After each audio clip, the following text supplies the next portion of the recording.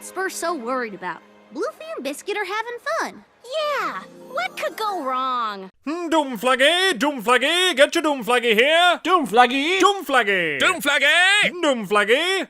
In our final CMC episode, the Crusaders are excited to go to the Appaloosan County Fair. Only problem is, they're still too young to travel by themselves. So in an effort to secure a last-minute chaperone, something magic, and now they're all grown up. Make with that what you will. Hello everyone, and welcome back to At the Screening. I'm Thespio. I'm the voice of reason, and joining us for Growing Up is Hard to Do is our Doomflag sales pony, Finn the Pony. Warn friends and family of oncoming danger, 3 for 5 bits. All proceeds go to the Dr. Wolf and Silver Quill Apology Fund. Help us say sorry for ragging on this duo's favorite pony. Well, in our defense, we did say we'll take this episode over last week's disaster, so yeah. Aw, so I bought you guys this swear jar for nothing? Finn, I love you, but if I were to follow the rules of the swear jar, I would be dead broke in 5 minutes. And trust me, I have friends of mine that are way worse than me. Okay then, I guess you could always use this for jams. No, that's even worse! Finn, we already had a tirade last week. Please don't make it worse by bringing up the Aladdin remake. Note to self, jars induce anger. Well, would shifting back to ponies make everything better? Yes, please. Now, like Thespio said earlier, we take anything coming up after the animated atrocity that was Daring Doubt. And lo and behold, it was actually pretty good. It's another solid Cutie Mark Crusader episode from Ed Valentine. Although it's not on the same level as Flight to the Finish and The Fault in Our Cutie Marks was, as there are some issues that drop it down a peg or two on the CMC episode ladder. The biggest one being the setup. The girls end up forgetting to grab a chaperone before they set off on their trip. Like I mentioned on Twitter, it'd be like preparing to attend a convention and you book everything except your hotel room. But struggling to find that chaperone shouldn't be too hard though, right? There's plenty of adults in Ponyville who could take, nope, everyone is booked from Rainbow Dash to Twilight. Well, I only say that because they didn't bother to ask Pinkie Pie, Sweetie Belle's parents, Granny Smith, Cheerily, and Mrs. Cake, who can be spotted on the train and at the fair, and probably the biggest omission, Aunt Holiday and Auntie Lofty. They just moved to Ponyville and you forget to ask them? It's stuff like this that, despite the episode being pretty good, would have worked a lot better if it aired a couple of seasons back. Yeah, given the impact that they left on us last time, it's really odd that they don't ask Scootaloos true guardians to chaperone them. I mean, they've kind of filled that role for her for years due to her biological parents being so negligent. The other choices they skipped are pretty solid too, but, you know, as I thought about it more, maybe Pinkie Pie was left out for a reason. I mean, you stick her in a fairgrounds and she would probably be all over the place like she was at the Grand Galloping Gala. Or even like her EQG counterpart did in Sunset's Backstage Pass. Plus, we're not exactly sure how much the responsibility moral has stuck with her since Baby Cakes. But aside from that, yeah, I agree completely on Scootaloo's aunts being left out not making sense. And even though the most obvious solution was left out yet again, I still found this episode to be a fun romp. Again, not a masterpiece, but still fun. Yeah, the setup is a bit on the flimsy side, but it does establish a really interesting conflict for the CMC. While we've had the pleasure of seeing the three of them evolve as characters, watching them find their life's purpose, and then helping other creatures do the same, the concept of actually growing up into adulthood is one that the writers have yet to tackle with them. With many MLP fans and even the voice actresses maturing along with the show, there's no better way for the CMC story to conclude than by showing them that being a grown-up isn't all county fairs and roller coasters. It's about gaining life experience and then applying said experience to everyday situations. It's about developing an adult brain to match that adult body. And how exactly are they able to learn this lesson? A magical floating flower in a transparent container. You probably know where I'm going with this. Fillies need to change. That can be arranged. Just 2 petals left, then the buds bereft. It's a plot device.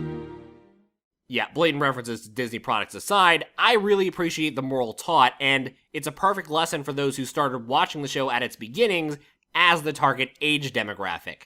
the appearance of maturity doesn't equate to the act of maturity. Again, another reference to my Twitter thread. Immediately, the first thing I thought of when I saw the girls transform was Amy Rose Hedgehog. If you've ever wondered why Amy aged up so quickly in the video games, the Archie run of the Sonic the Hedgehog comics gave an explanation. Long story short, she wished upon a plot device to look older so she could travel with the Freedom Fighters to Station Square for the events of Sonic Adventure. So, like the CMC, she has the mentality of a kid parading around in an older person's body. In the show, the girls also make the mistake of their appearance of age, meaning, I get to do whatever I want. The song Being Big Is All It Takes enforces the thought process of, because you're older in appearance, you have more say in what you can do. As the episode progresses, with each action and piece of advice given by the girls, the Doom Flag counter rises.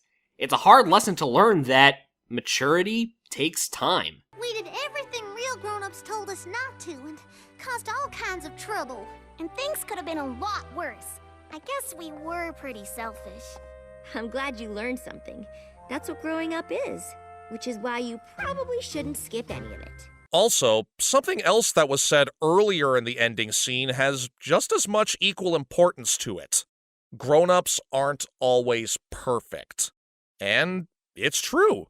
I can remember being in the CMC's place when I was young, thinking that adults just go out and have all the fun while kids do nothing but work.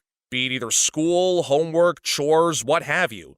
And I've had those same thoughts vice versa today, having dreams of being a carefree child again. To me, this is taking the moral that the cart before the ponies was going for, but doing it 1,000,000 times better instead of flanderizing the adults, making them uncharacteristically selfish and stupid. And I'm with you on the song as well. The melody and instrumentation of Being Big Is All It Takes gave me similar vibes to Hearts as Strong as Horses, and it just put a big smile on my face. I don't know, just something about how the CMC harmonized like this just makes me too happy to find fault in it.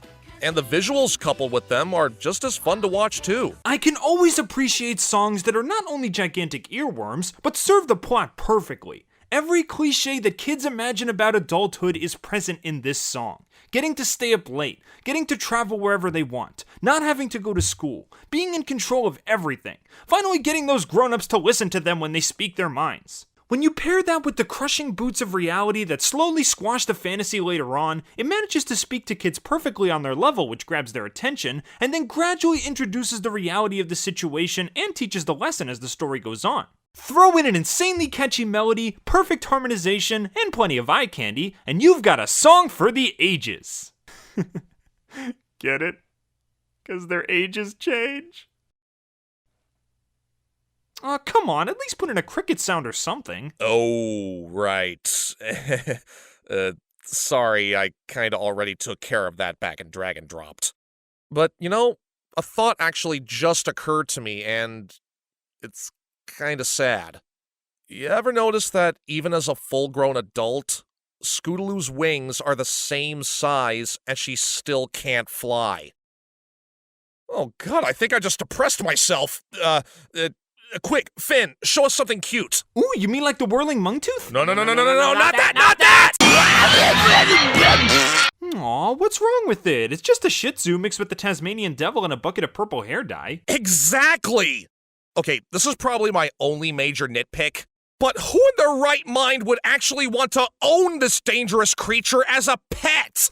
And believe me, I looked. This monk-tooth tornado, whatever it is, isn't based on anything. So it's clearly something that was made up for the sake of having a conflict.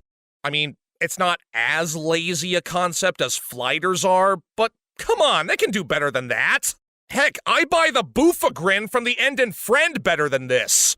Plus, well, I don't like seeing good boys become bad boys. Aww. Well, as long as he stays in the care of Spur, I'm sure he'll be the best boy Equestria's ever seen. Well, he did win the blue ribbon for most interesting creature. Although I think destroying the fairgrounds would have resulted in immediate disqualification. I gotta go, Julia, we got cows! I'll also admit that the two side kids, Spur and Biscuit, didn't have a ton of character, but they worked well as one of the big reality checks that the girls needed to show that they're not exactly as grown up as they think. Their designs are pretty good too. I mean, Spur does look like a taller Cozy Glow that rolled around in the mud for a while, but she was still pretty cute, especially with those freckles. Really? I was gonna say she looks like a young Kichi if she were a Pegasus. And I was gonna say Biscuit looks like a young, extremely embarrassed ANY. Ha, nice. Anyway, I believe it's wrap-up time. While the setup for the episode makes me think this would work better in Season 7 rather than Season 9, I think it's a pretty good finale to the CMCs. The maturity moral is what makes this episode. Plus, it was fun to count all of the Doom Flag opportunities. Yeah, I agree. While this isn't Ed Valentine's absolute best work, it's still a very nicely done CMC episode. And again, with the voice actresses for these characters already currently in their 20s, they couldn't keep up their younger, cutesy voices for much longer, and this seemed like the perfect opportunity to use that to their advantage. Predictable in a few places, sure, but at least there wasn't anything too annoying or borderline offensive in here, so I still enjoyed it fine. Definitely agree. If The Last Crusade was a finale for the CMC as a unit, then this is the perfect finale for the CMC as characters. As the title suggests, growing up is not as easy as just wishing for an older looking body, and the story does all it can to convey that. And when you pile on the usual Little Philly charm as well as a great song, you have a well put together experience in my eyes. So I think that's a sign that we send off the final Cutie Mark Crusader episode with 3 hooves up. Next time... Actually, do we have a synopsis for the Big Mac question? Equestria Daily didn't say anything other than to speculate, and that was back in August. Hang on, let's look at the